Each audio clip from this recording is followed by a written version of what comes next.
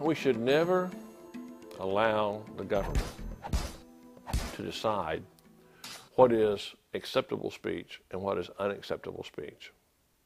We should penalize behaviors, not opinions, and not speech.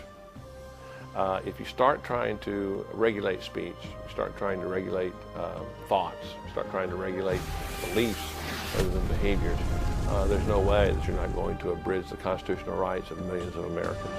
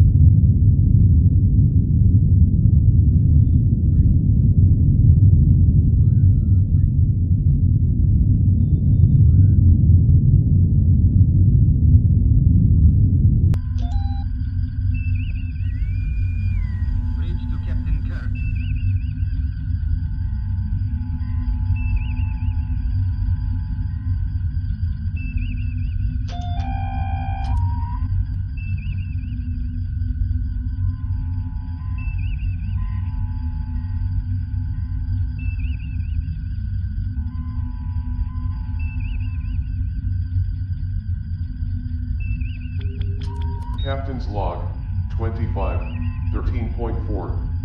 We have completed our survey for this sector and I'm now awaiting a report of an anomaly ahead that neither Spock nor Sulu can identify. Sensors are detecting an area of space ahead that has no mass at its center, no stars, no indication of gravitational force.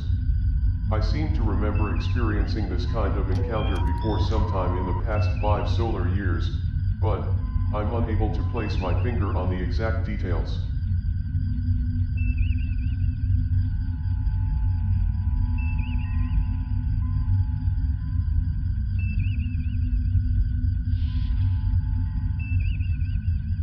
Where's everyone right now? Kirk to Spock. Please respond, all senior officers to the bridge. I can't fly this thing by myself. Well, there's still the autopilot I can use. Where's that on the navigational console? I wonder if their disappearance could be caused by this unknown force ahead of us? Could this be some kind of manipulation of our time plane? Could this be a distortion in the space-time continuum? Kirk to crew, is there anyone on board? Call in immediately. This is mutiny or the biggest joke ever perpetrated on a starship in Starfleet history. Captain's Log, Supplemental. The crew has suddenly disappeared. I'm now utterly alone on the Enterprise without anyone to assist with the operations of the ship. I look at this as a challenge, if there is such a thing. I laugh at the manuals of how one Starfleet officer could navigate a ship of this size with minimum crew on board. They aren't here to do what they print in these instructions. I'm left to do all of this by myself.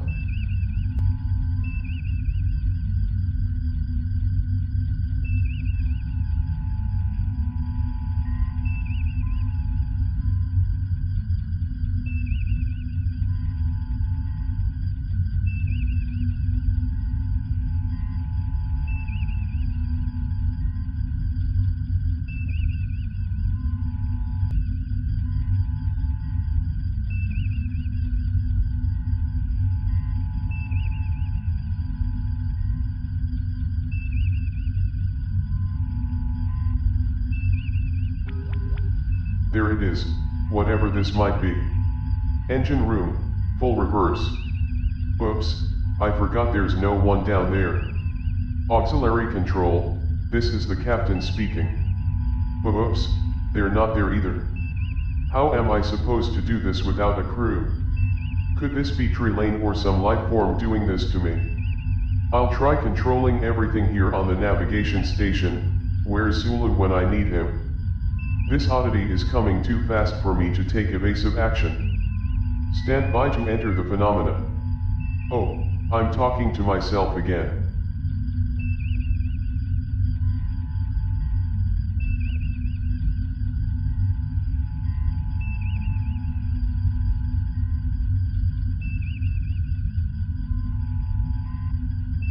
I just remembered something. We brought a 3-year-old boy with us from Earth recently through a time displacement mission. I hope he's okay in my quarters. I'll have to get down there as soon as I can to be sure he's okay. This is Captain Kirk from the bridge to my quarters. Little Amran, are you okay? Do you hear me? Amran sounds okay, he's laughing. That's a wonderful sound, the laughter of children. He and his siblings were saved from Earth in 2016 when a nuclear war broke out all over the planet. We rescued him and his parents and brought them here on board the Enterprise. They've been with us since then, for about 6 months now.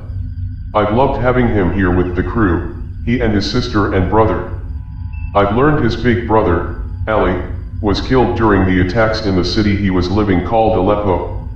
When he returned with us, the planet returned to normal time displacement and the history as we knew it returned to normal. Could his presence on the Enterprise have altered this encounter of the amoeba? Did it alter our timeline and make this whole thing happen again? Could this be what we saw before returning to Earth? This is too much to take in right now. I'll check on Amran as soon as I can.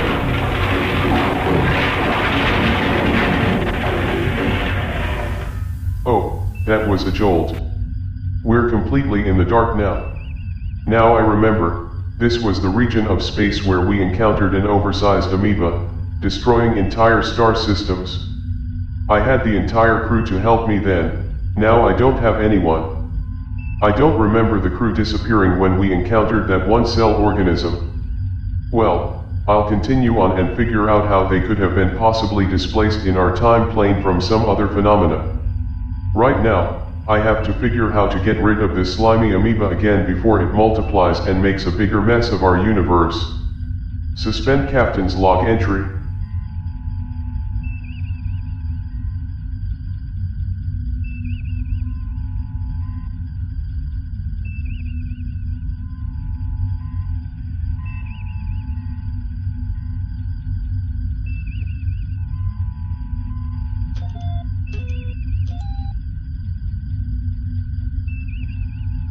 There you are, you one-celled monster. I will destroy you again. History won't be altered in any way, although I did already making this whole thing worse when we returned in time. But what we did, saved a small boy's life and his family's. Now we'll work out the situation one way or the other. First things first, we'll destroy this first and then work out the hypotheticals later. Captain's log. Continued from last stardate. The creator of this gravitational phenomena has shown itself. We saw this once before, a one-celled amoeba that destroyed star systems throughout the galaxy. I am forced to destroy it by myself, possibly in order that I can put time back to the way it was intended. Originally, we saw this in another time, but now because I helped a small boy and his family in Earth's past, it altered our time plane of existence. I must destroy this amoeba and put things right again. Oh Amran, how much you've changed my life. How much your family has enlightened our everyday routines.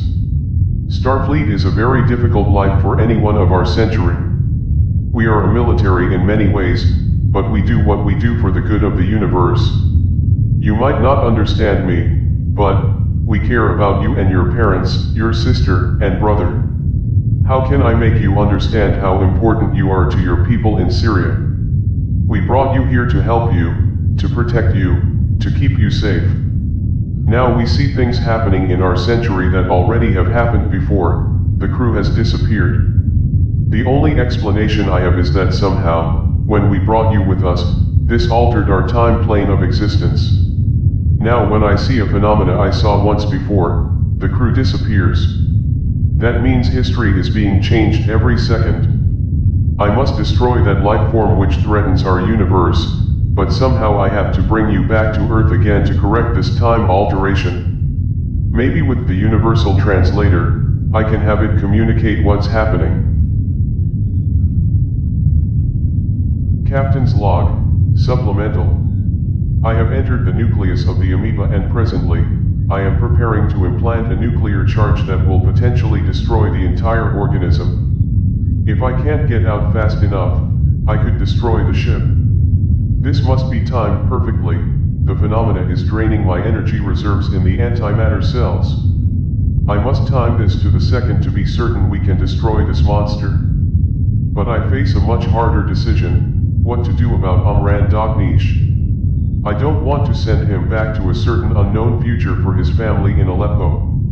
I must prioritize my decisions, got to think for the better good of the Starfleet. This can't be about my own personal feelings, I must make the decision based on the facts we have seen since this whole thing started. I miss the crew too, there are over 400 men and women on this ship who are depending on me to save them, on top of the decision about Amran's family. What would Bones say right now? Would Spock be at my throat for making the actions I've made? I don't relish the idea that I could face a court-martial for Starfleet as the result of what we've all done during this time displacement mission. I can't think about this right now. The fate of our universe is what counts right now. Captain's log suspended for the present.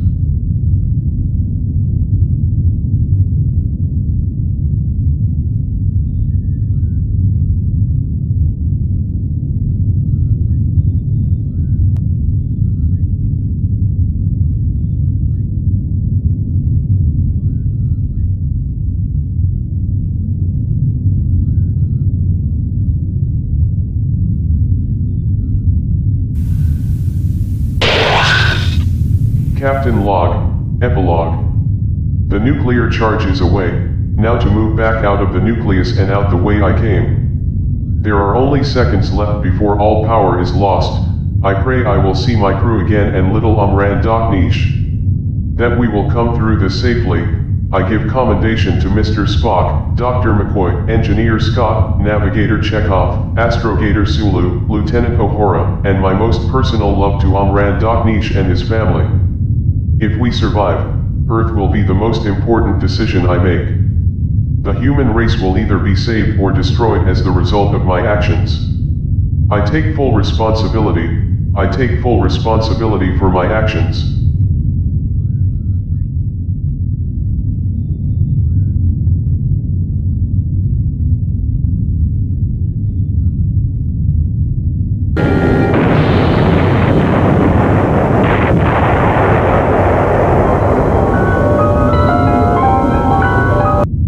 Task has been accomplished. The amoeba is again destroyed and yes, I have just detected a shuttlecraft near the ship. That was Spock. He went to the phenomena to take readings of the amoeba, to help the Enterprise eventually destroy the life form. This means the crew should again reappear. Right now, I am going to my quarters to check on Amran Daknish and his family. I pray they are okay from this whole ordeal. But I am grieved that I must return him to Earth again. We have all fallen in love with him, we don't want him to leave the ship. Is this my own feelings or is this the crew's feelings too? I can't discern which is true anymore. Earth in the future, the past, is all our responsibility. We must see this from the good of what is to be the future of our world.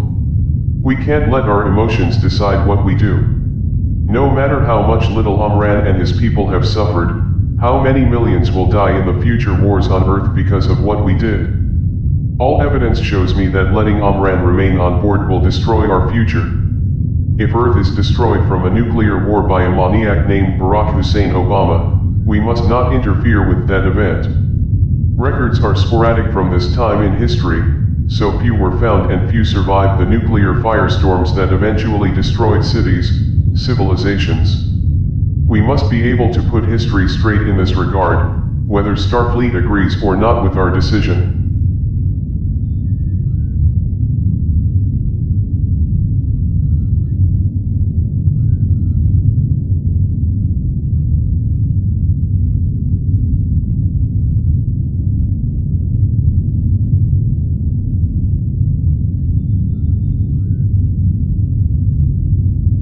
I don't want you to think I'm forcing you to return to Earth.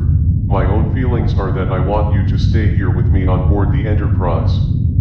But Starfleet Command instructed me that in view of what happened recently, we must bring you back to Earth at the moment we rescued you in Aleppo. The confusing part, I know, for you all will be what happens. When we return in time to the Earth and transport you to the planet, you won't ever remember this happened.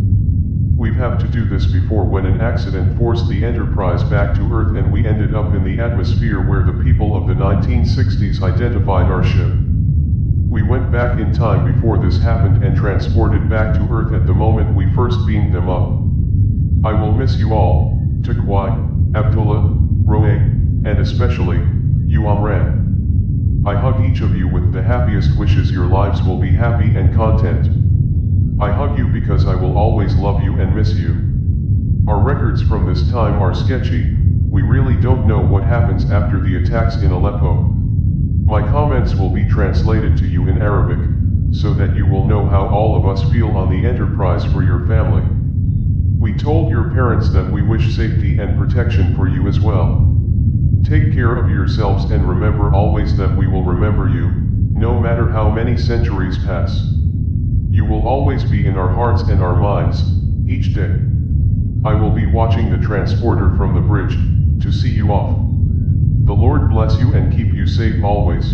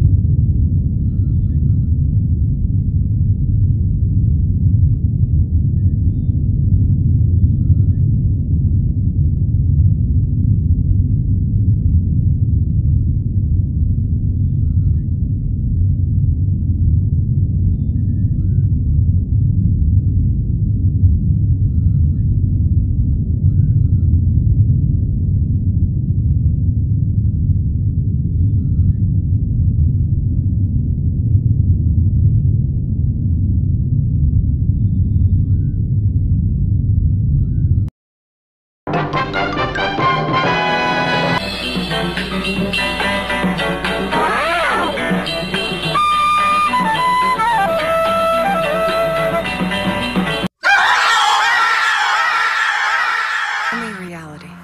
TV. Where my hobbits at? Play Lord of the Rings. Play my Straight Out of the Shire playlist. I want to see the king.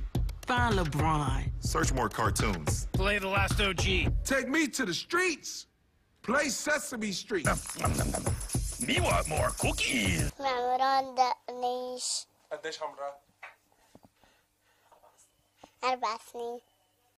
Find the things you love with the voice command. Introducing AT&T TV with live TV and access to streaming apps. Plug in and watch with easy self-setup. Shipped directly to you. They've reported from around the world, challenged the powerful, and they bring all of this to every story that breaks. We've got breaking news, and it's good news. And touches your heart. How do you even say thank you? Thank you is not big enough. I made this.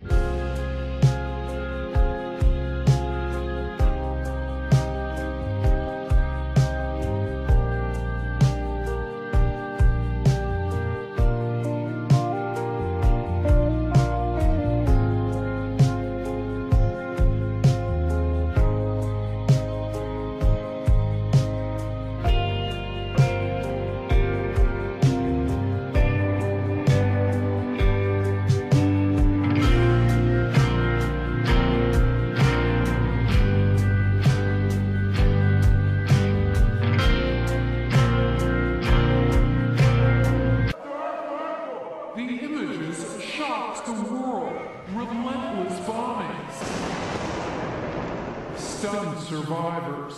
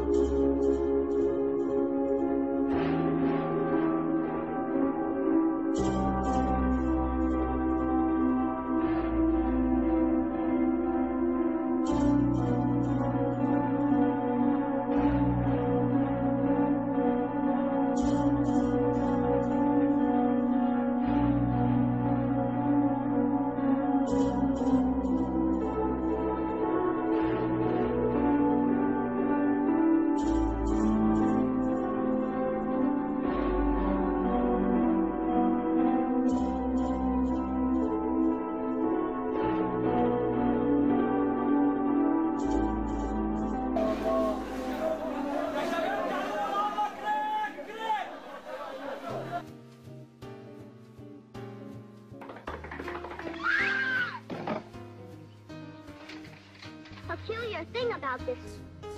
You didn't build that. Somebody else made that happen.